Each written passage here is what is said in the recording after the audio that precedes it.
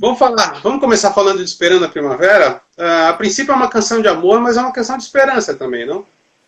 Espera a Primavera é uma canção, sim, de amor, na verdade. De amor e... Ela basicamente é de amor, porque eu acho o seguinte, ela escrita na pandemia, de alguma maneira sobre a privação, né?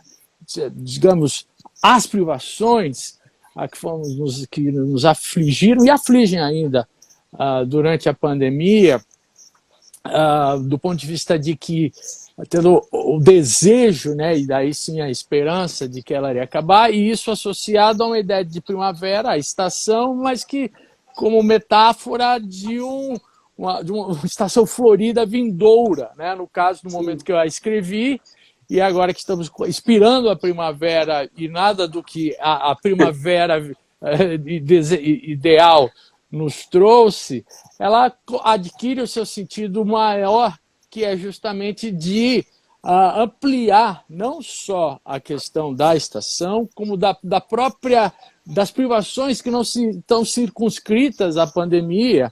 E nesse ponto ela é de amor, mas muito crítica, porque ela se estende e serve a todo o contexto político-social do Brasil e do mundo, né? Sim. Ou seja, a gente vive um tenebroso inverno de obscurantismo, negacionismo, de burrice, de retrocesso, de perdas, né? de privações de liberdades, e a ideia, digamos, a ideia não, a impressão que nos dá é que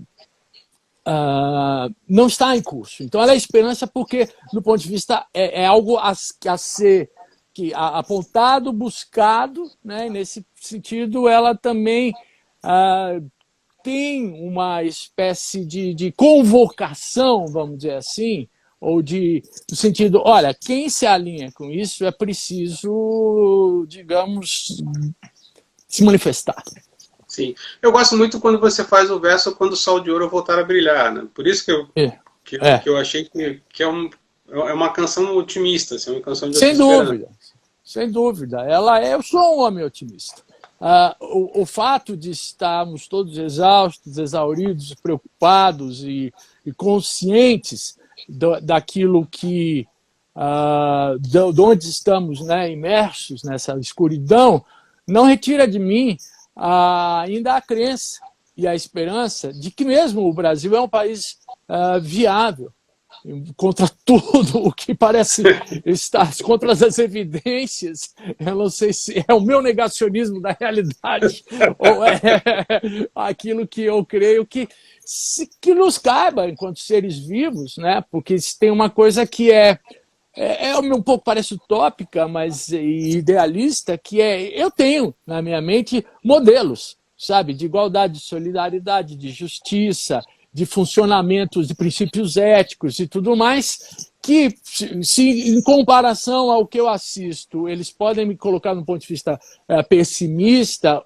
ao mesmo tempo, eles são os parâmetros claros para onde eu quero rumar e para onde eu vou, seja para onde, porque estar vivo é assim, se movimentar. Então, assim, a esperança é o que move o ser humano. Eu, de alguma maneira, não consigo imaginar viver sem crer que você vai alcançar ou vai para um lugar, né? Aliás, Nando, você, como letrista, você tem um estilo, digamos assim, mais confessional, que te aproxima muito do próprio Neil Young, né, que coloca as experiências pessoais dele em letras, o próprio Paul McCartney, que coloca as experiências dele em letras. Como é que isso funciona para você? Você se sente confortável com isso? Você usa as suas letras de uma maneira que as pessoas se identifiquem com o que você viveu? Como é que funciona isso? Eu acabei de me dar conta que eu nem te dei boa noite, né, Sérgio? Começamos a falar logo. Antes de você entrar, então... Eu estava aqui com problemas com fone e tudo mais. Boa noite, de fato, é sempre Boa bom noite. falar com você, meu querido. Desculpa, como funciona isso para mim? É o que você me disse? Me perguntou? Sim. Até que ponto você se sente confortável de expor uma questão pessoal tua em letra? Por exemplo, Me Diga, por exemplo, é uma canção triste, de uma certa forma, Sim, sem dúvida. marcada por uma crise de casamento. Você sabe que é uma pergunta que me fiz com mais, digamos, recentemente. Até num vídeo que eu falei no canal do YouTube, eu acho que eu falei sobre canções demasiado pessoais e que tem uma exposição. Assim, o conforto advém do fato de eu não conseguir ter começado de fazer assim, de ter isso está relacionado a uma questão de uma expressão vital e do uso que eu faço da própria formulação, né, da formatação de uma canção, quando ela me ajuda a organizar e expressar. A expressão está diretamente associada com vem a partir da impressão, né, daquilo que a realidade impacta, a forma como impacta em mim, e eu sou de alguma maneira muito ligado e digamos estimulado, eletrificado pelaquilo que me circunda. Eu tenho uma dificuldade grande de criar histórias, personagens de verdade, sabe? Não é a voz através da...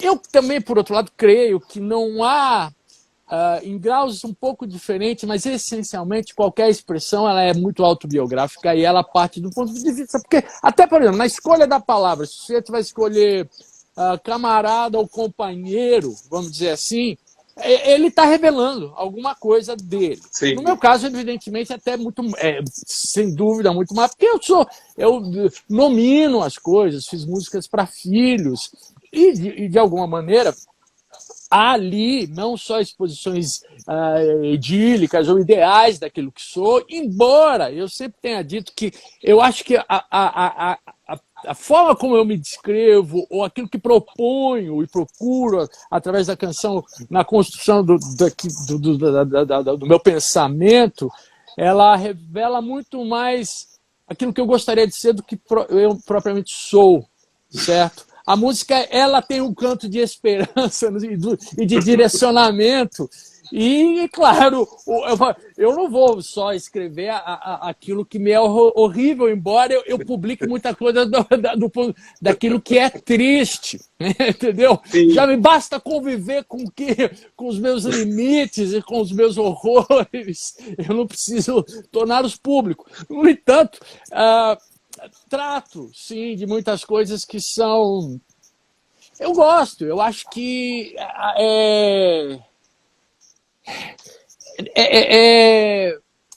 é quase que da própria função que a música tem para mim e do que a arte tem de grandeza ou com força naquilo que ela é a exposição do pensamento próprio e que não está dissociada a experiências particulares. Então, não vejo como, sabe, embora haja inúmeras maneiras de ser feitas e pessoas que passam ao largo do pronome da primeira pessoa do singular. Se você olhar, velho, as minhas músicas, 90% é eu. Saca? Se eu acordo preocupado,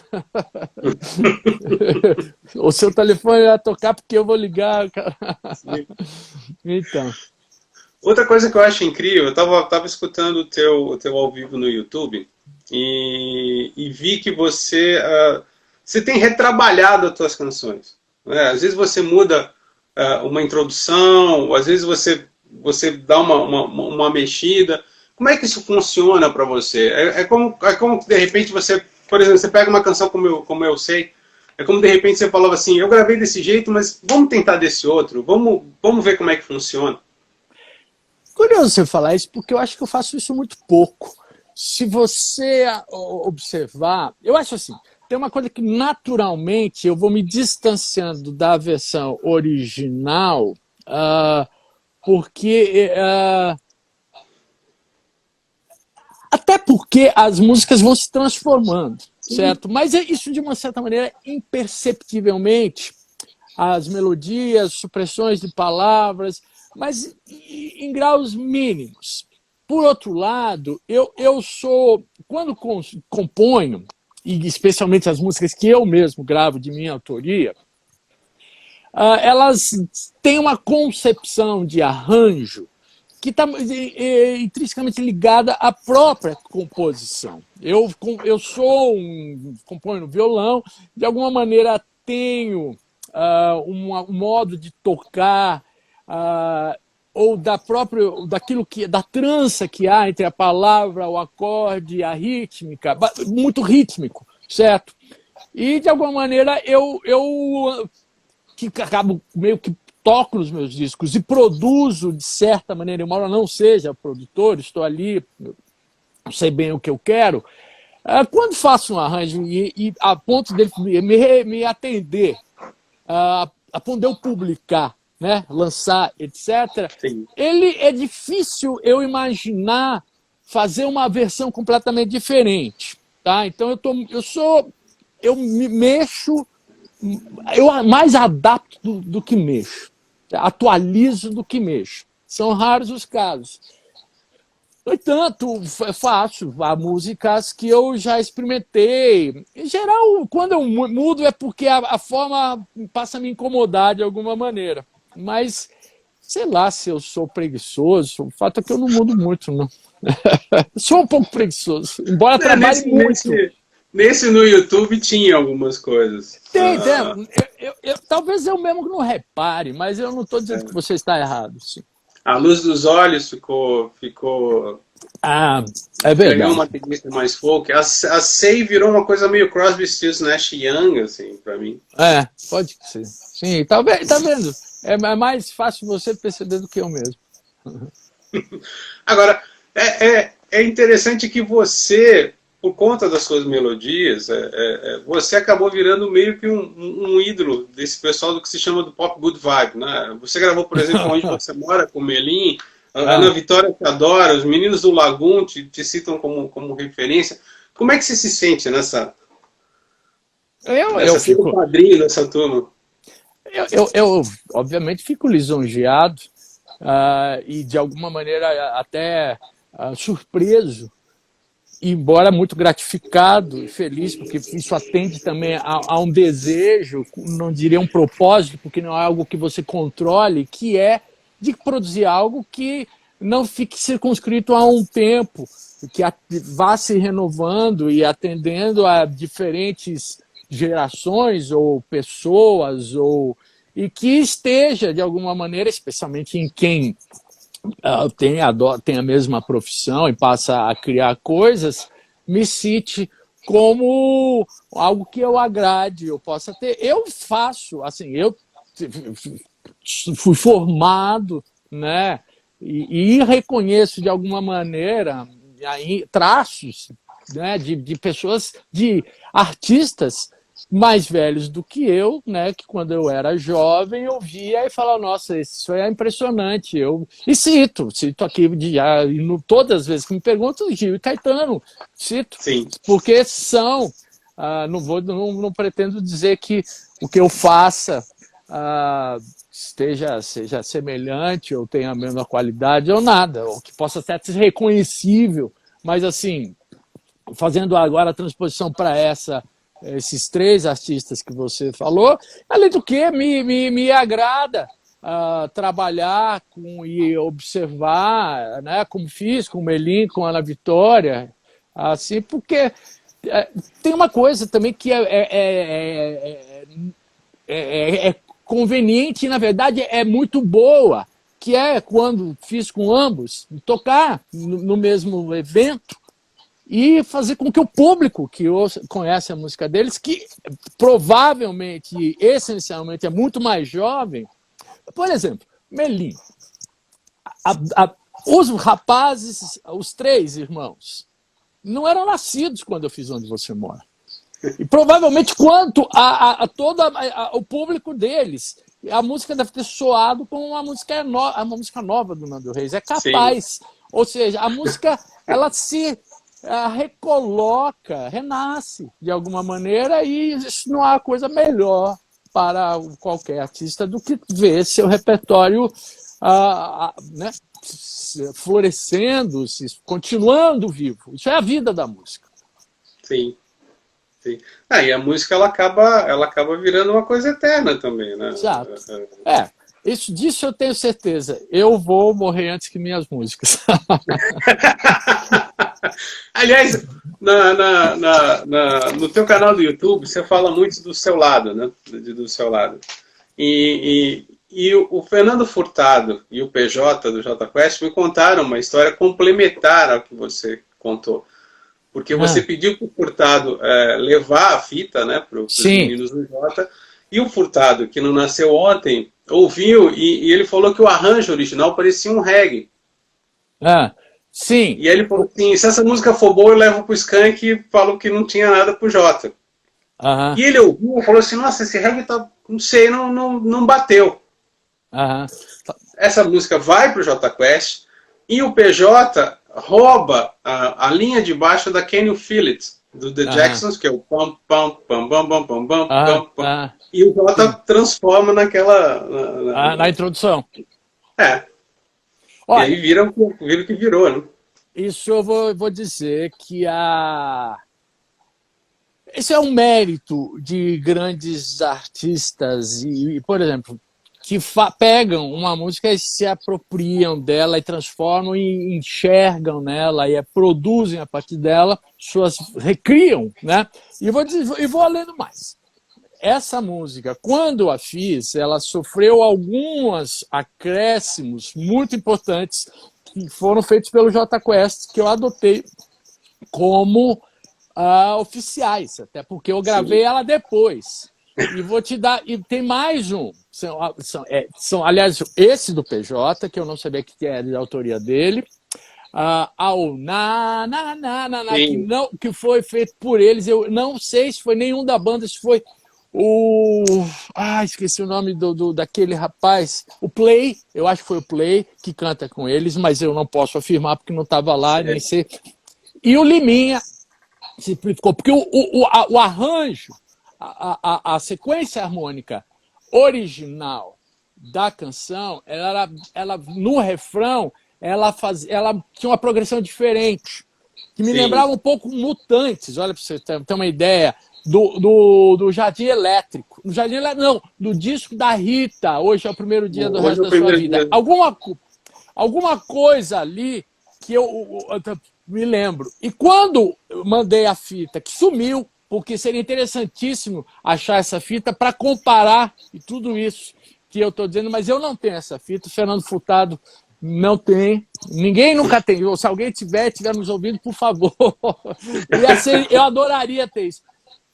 Então, assim, houve ali uma contribuição que fez a música virar o que virou, a ponto deles terem... A primeira gravação deles é ao vivo.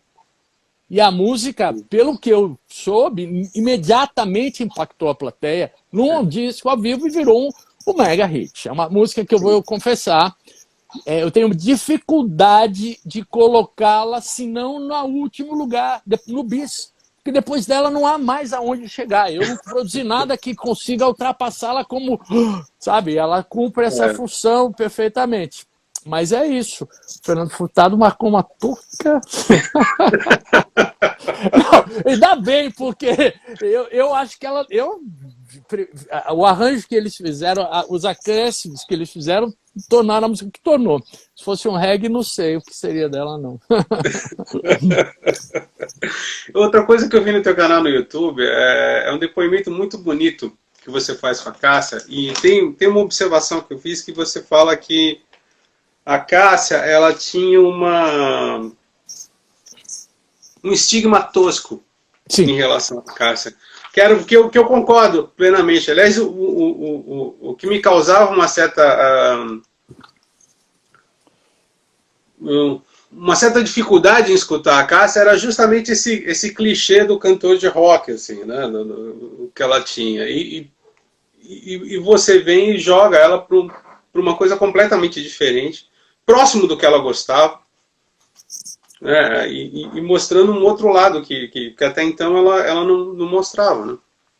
Olha, curioso você falar isso, porque eu me lembro, estávamos muito próximos na época, nesse Vamos, período, pronto. mas a gente, naquele momento, falávamos quase semanalmente, invariavelmente, sobre músicas e tal, e eu contei a você que tinha sido convidado para produzir o disco, e você não mostrou nenhum entusiasmo. Você até falou, você, mas jura? Tal. E eu tava eufórico, porque naquele momento já tinha conhecido a Cássia e já vislumbrava, tinha reconhecido as nossas afinidades e vislumbrava a possibilidade de fazer um trabalho magnífico, como foi, inegavelmente, esse disco, especialmente por ter identificado que aquilo que eu até então imaginava ser a Cássia era um pálido retrato, tosco mesmo, como é que se diz, encaixotada, quase estigmatizada, e por um excesso e por vícios, né, daquilo que foi a maneira como ela havia sido produzida, a própria escolha de repertório, digamos, a associação pertinente, mas ao mesmo tempo redundante dela com o Cazuza, saca? Assim, que ficou no disco que ela fez, é lindo, etc. Mas ele tem uma linguagem ali que parecia uma rede, sabe, encapuçando, assim, no qual o disco, não o Cazuza. E daí, no qual aquele momento, até a ponto, isso eu sempre digo, Cássia, quando nos conhecemos, e para esse disco, que o primeiro, Com Você Meu Mundo Ficaria Completa, ela, em determinado momento, queria só gravar músicas minhas. Ela falou isso. E aí eu disse, não, você não pode fazer isso. Você acabou de gravar um disco que, embora tenha o Antiveneno Monotonia ao vivo, que tenha outras coisas, o disco anterior de estúdio, ela tinha gravado música só de um autor, certo?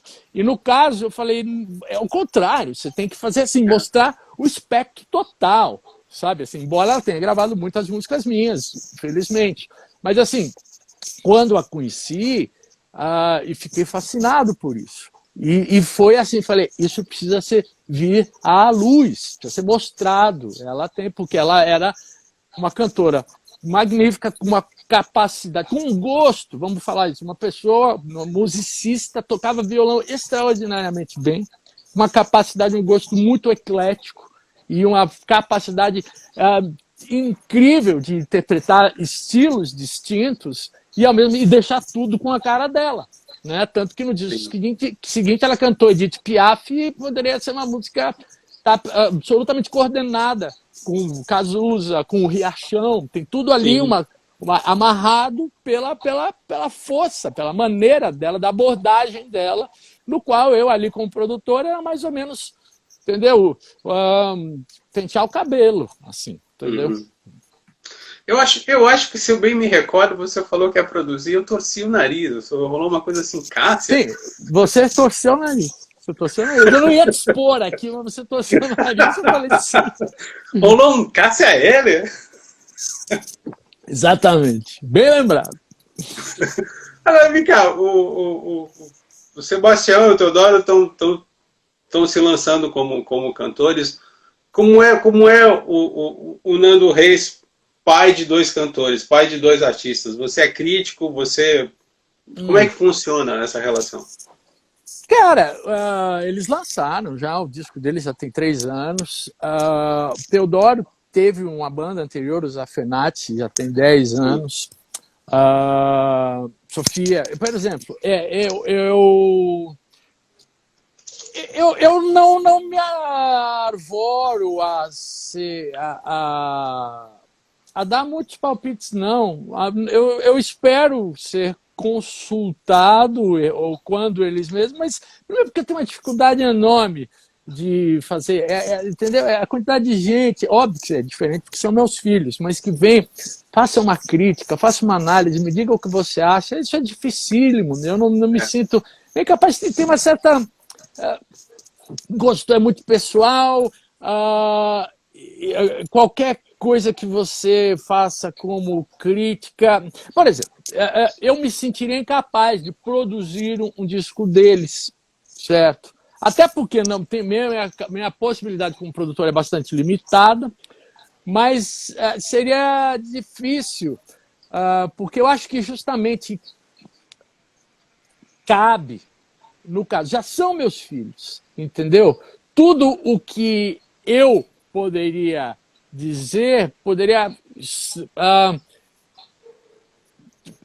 acentuar algo que não é o caminho, é justamente social. O Theo tem um timbre de voz parecido comigo. Já o Sebastião Sim. nem tanto, mas o Sebastião tem uma maneira de tocar violão parecida comigo. Então, tudo que eu já está ali. Eles são muito menos de mim do que. Mas, obviamente, estamos ali, conversamos, e sempre sugeri, por exemplo, o Fernando Nunes para produzir o Zafenati e depois o Dois Reis, entendeu? Indiquei o Sebastião para tocar com o Beto Bruno. Ali, de alguma maneira, eu vou encaminhando, sabe, as pessoas que eu acho que teriam, contribuiriam muito mais. Mas conversamos sobre o trabalho, sobre as coisas e tal, ali. O Sebastião tem uma coisa, ele gosta de rock setentista, né? Gosta de Black Crowes e tal. Ele gosta de rock setentista e ele ama prog. O Sebastião Prog? é um velho, ele tem ele está fascinado, e não é prog, é tudo, é prog, sei lá, escandinavo, umas coisas assim. O cara tem uma bíblia, uma enciclopédia, e o Sebastião é um sujeito, é admirável o quão ele, por ser jovem também, mas pela atitude dele de ouvir muita coisa diferente, e sem absoluta nenhum preconceito. E sim, pelo contrário, ele muitas vezes, eu, por exemplo, quando ele vi prog italiano, eu tive que ouvir discos de prog italiano viajando com ele, no qual eu tenho uma certa resistência que beira um pouco a implicância, que é uma tolice, certo? Uhum. Mas eu tenho 57 anos, ele tem 25. E de alguma maneira, então assim, mas ele é absolutamente fixado nos anos 70, quer dizer, fixado não é a palavra, né? Mas ele avançou para os anos 80. Ele me confessou há 2 semanas atrás que ele descobriu, tá encantado ouvindo os discos da Rita. O Sebastião ouve muito, estava ouvindo o Lincoln, o Robson Jorge, tá vindo e vai ontem, depois da notícia do Paulinho, né, da morte do Paulinho, ele foi ouvir o primeiro disco do Roupa Nova, hoje acordou e falou: como você nunca me falou do Roupa Nova? O primeiro disco é foda, ouvi a noite inteira. O cara de manhã estava cantando tudo, sabia os solos e tal, estava ali falando com o João Paulo entusiasmado, sabe, assim, uma pessoa ávida, né, isso é uma beleza, assim. O disco dos funks é muito legal também. Eu não conheço. Eu tenho, né? Tem no YouTube, você acha? Sim. Tem Labirinto, que é uma canção do Lincoln Olivetti, é bem legal. Foda. Agora, você tem feito apresentações, né, nesses tempos de pandemia. Como é que está sendo essa experiência? Você tem medo de entrar no palco? Cara, eu fiz 2 presenciais, na verdade 3.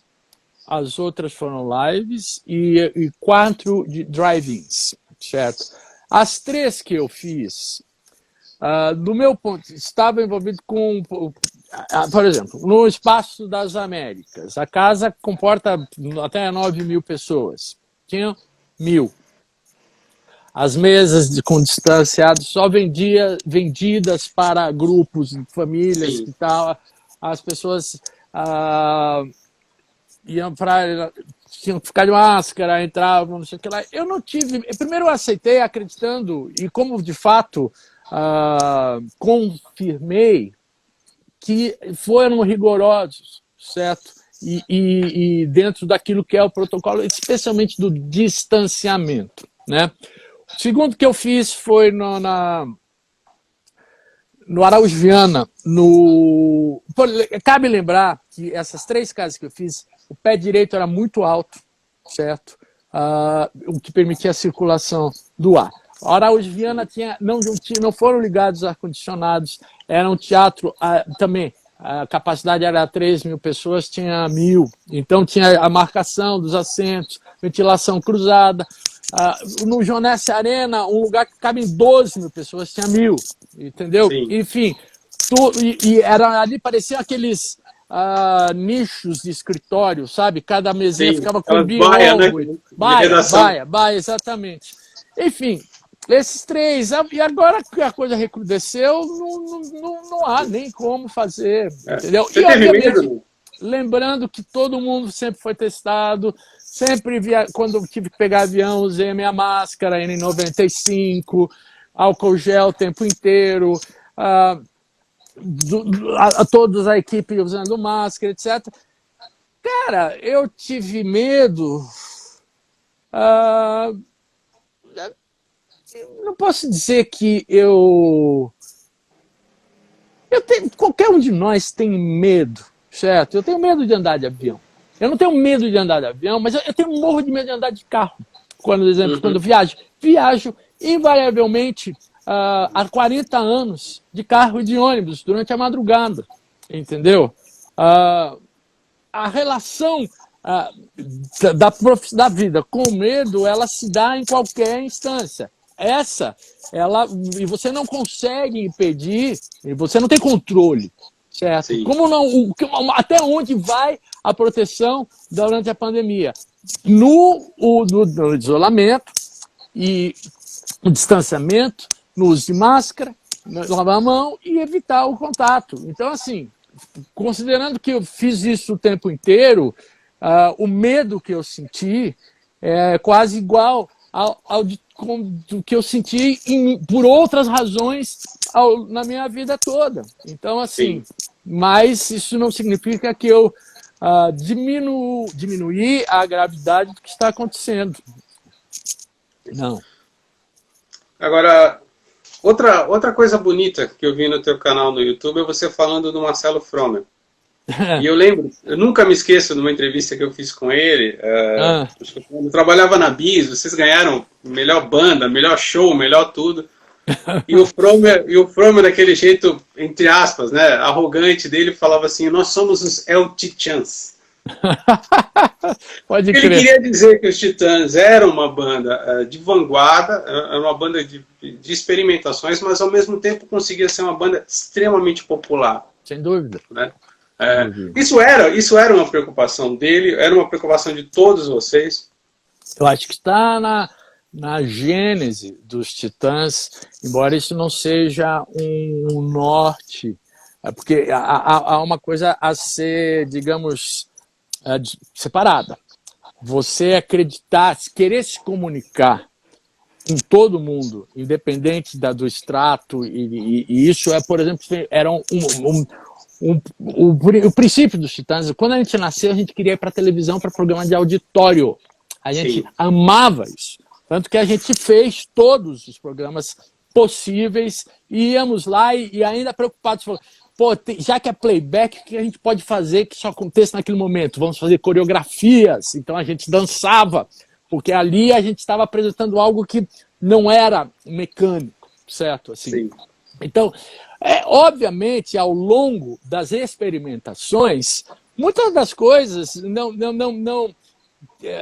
iam na contramão daquilo que seria querer ser popular ou se tornar popular, porque eram estranhas, certo?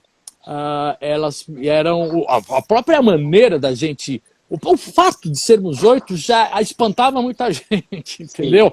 Já a forma era confuso e tudo mais. Então, assim, havia ali essa dupla mão de acreditar que o que a gente fazia ou queria fazer fosse de tal grau, tivesse tanta qualidade, né? E originalidade que pudesse se comunicar, mas sem abrir mão achando que existe uma fórmula. Claro que ao longo da trajetória, quando você se torna muito popular, é muito sedutor você querer repetir. E nós acabamos incorrendo nesse erro. Na época do acústico. Foi dificílimo resistir à tentação. Embora o volume 2 não seja exatamente um volume 2, no sentido, o acústico 2, ele tem uma certa ironia, mas eu sei, é real. tivemos, não queríamos perder aquele sucesso, e de alguma maneira isso eu acho que borrou um pouco. Embora eu ouça o volume, não ouço, mas se for falar do volume 2, há coisas que eu gosto muito e que de maneira nenhuma foram populares, nem eram popularescas e estavam dentro daquilo que era a procura ainda de criar algo que nos entretesse, certo? Não apenas que servisse a alimentar a nossa já enorme popularidade, porque fomos muito, na época do acústico, enjoativamente populares. Professor Nando, não temos mais tempo para mais nada. Eu queria muito agradecer por esse bate-papo. Eu te adoro, né? Eu também, Sérgio. Conversar com você é sempre bom. E, enfim, agradeço ao convite, agradeço a quem participou aí. Agradeço quem ouviu. Tá, velho. Vem cá, São Paulo vai ganhar algum título esse ano? Velho, puta que pariu. Eu não sei, porque sempre que acontece as coisas com o São Paulo, eu tô tão desinformado, embora tenha assistido o jogo terrível que ele fez contra o Corinthians e enfim, amanhã tem contra o Atlético, que vai ser um jogo importante. Mas eu nem sei, o campeonato para, o São Paulo sempre dá essas, quando tá jogando bem, o campeonato para. Então, mas eu não sei se volta logo na primeira semana de janeiro, eu tô desinformado. Não posso garantir, né? Eu não jogo bola. Mas, olha, eu vi jogos convincentes, tive alegrias que há muitos anos eu não tinha, e não só pelas vitórias, pelo futebol. Então, assim, o São Paulo está no páreo. E é líder, hein? E é líder. Líder. Nando, muito obrigado. Obrigado, Sérgio. Falou. Um beijo. Tchau. Beijo, tchau.